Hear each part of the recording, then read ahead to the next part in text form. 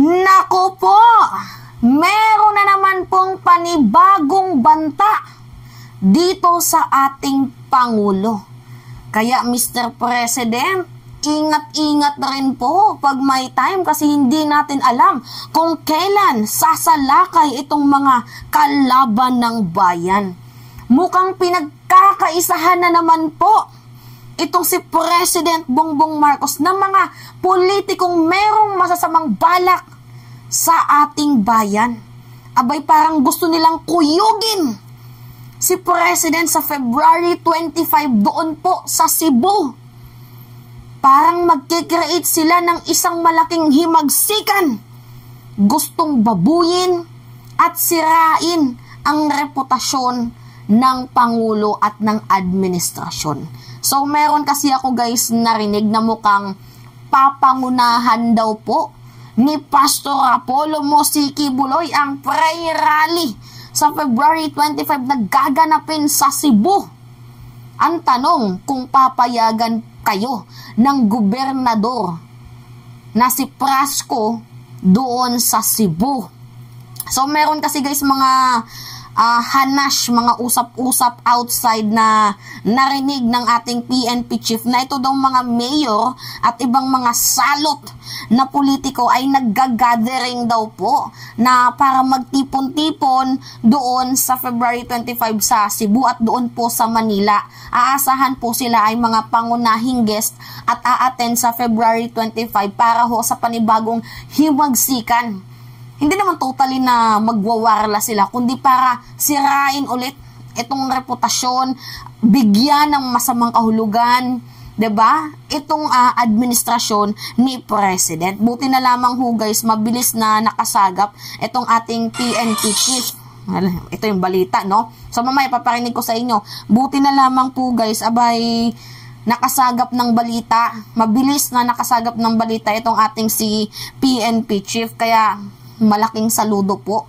Sana patuloy ka pa pong gabayan sa kada araw para magawa mo ang misyon na protektahan itong ating Pangulo. At mayroon din po siyang sinasabi na kung sino man po ang magsasalita ng mga statement about sa kriminalidad, 'di ba? Kagaya ng ginawa ni former President Duterte, separation for Mindanao,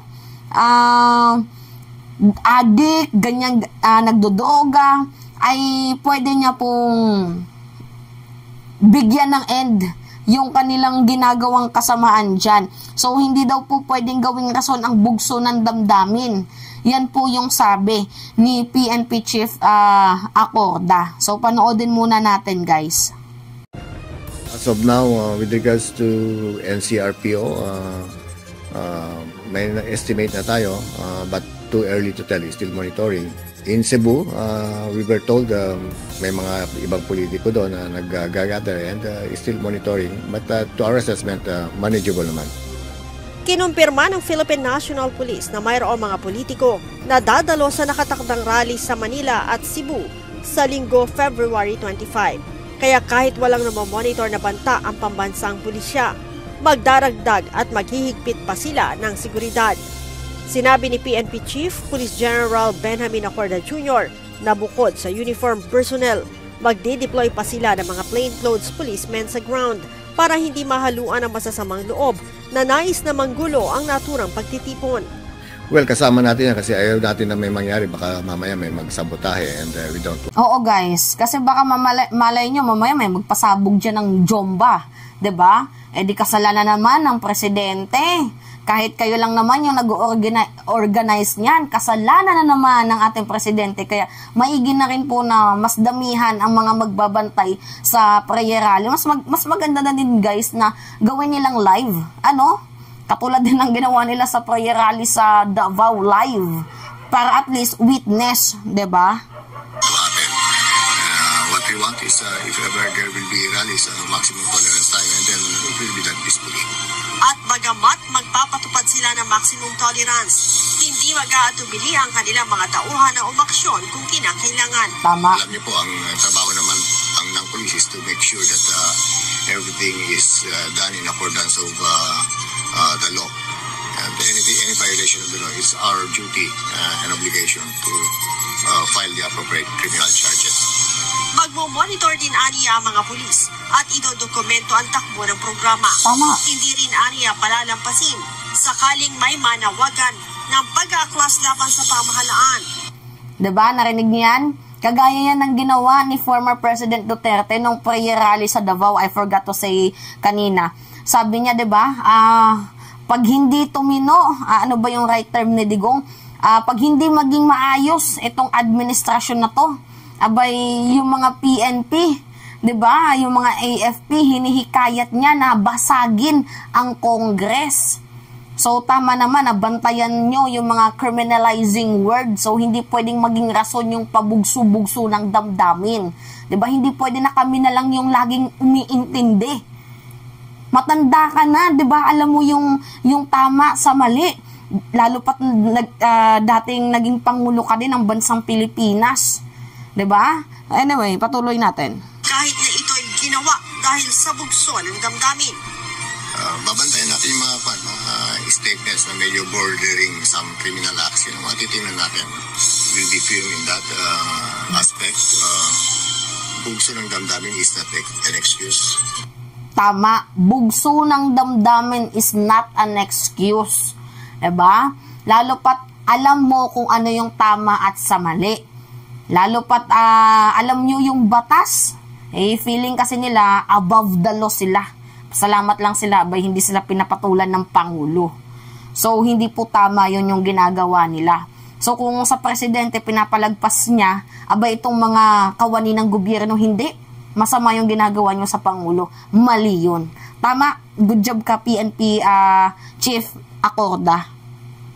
More so if they are elected officials or government officials, they should be responsible enough in their pronouncement in the same manner that the police are obliged to do our job. Sa huli, sinabi ni Chief PNP na mas makabubuti kung pag-uusapan ng mga opisyal ng maayos ang mga issue sa halip na dalhin ito sa kalsada. Mas makatutulong din aniya sa ekonomiya kung magkakaisa ang bawat isa. Leia Ilaga. Ay, paano magkakaisa? Diba? Kung ang ibang mga politiko ay mayroong masasamang hangarin dito sa ating bayan, paano magkakaisa kung meron silang mga masasamang layunin dito sa ating bayan? Imagine yung isa trabaho ng trabaho tapos yung isa kupit ng kupit. Tama ba yun? Diba? Hindi ko gina-generalize Paano unlad ang ating bayan kung mayroong mga salot, mga demonyo na politiko na imbis maglingkod, abay self-interest ang inuuna, sarili muna bago bayan. Ganun ba yun? So, tama itong ginawa or gagawin ng ating kapulisan at ng ating mga kasunduluhan. Kaya napakasaludo ko sa malayo pa lang pero meron na kayong aksyon na gagawin. Tama yan na wag nyong masyadong, 'di ba, pinapabayaan kahit yung word lang na mga criminalizing, huwag pabayaan yan dahil nakakaapekto yan sa utak, sa perception ng mamamayang Pilipino at parang tayo lang din yung nagpapahiya sa ating bayan. Tingnan nyo, binalita na tayo ng iba't ibang mundo, na ibalita tayo na itong former president at current president abay nagbabatuhan ng salita. So you are a leader. 'Di ba? Kayo dapat yung fina-follow namin, kayo dapat yung footstep namin in a progressive and a nation building country. Kaso wala 'Di ba? Yung gumagawa ng tama, pinapasama ninyo. Tama ba 'yun? So anyway, good job PNP Chief Benjamin Acorda. So yun lamang po guys. Abang-abangan na lang natin kung ano yung mangyayari sa February 25. Sa gaganapin na naman nilang prayer rally na hindi natin alam kung ito ba ay prayer rally or another version ulit ng paninira para sirain ang reputasyon, sirain ang pangalan ni President Bongbong Marcos at ng administrasyon. So anyway, it's me again, si Mima Alicia nyo at nagbabalik ulit para sa ating panibagong video. So maraming salamat mga kababayan.